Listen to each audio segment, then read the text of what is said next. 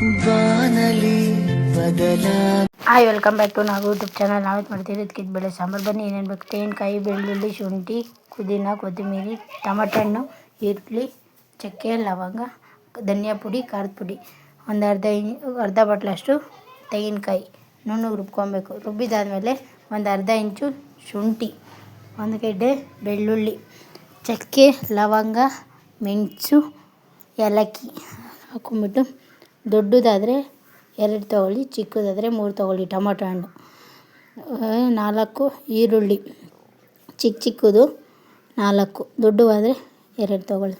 ಒಂದು 2 ಸ್ಪೂನಷ್ಟು ಧನಿಯಾ ಪುಡಿ, 1 ಸ್ಪೂನ್ 1.5 ಸ್ಪೂನಷ್ಟು ಖಾರದ ಪುಡಿ, ಒಂದು ಅರ್ಧ ಕಪ್ಪಷ್ಟು ಪುದೀನ, ಕೊತ್ತಂಬರಿ ಹಾಕ್ಕೊಂಡು ನೀರಾಗಿ ಸ್ವಲ್ಪ ನುಣ್ಣಗೆ ಪೇಸ್ಟ್ ಮಾಡ್ಕೊಬೇಕು.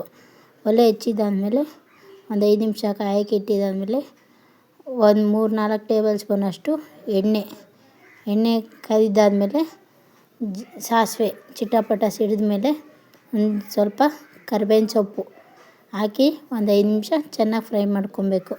ಫ್ರೈ ಮಾಡಿದ್ವಲ್ಲ 2 ಈರುಳ್ಳಿ ಅದನ್ನು ಹಾಕ್ಕೊಂಡು ಒಂದು 5 ನಿಮಿಷ ಚೆನ್ನಾಗಿ ಫ್ರೈ ಮಾಡ್ಕೊಬೇಕು.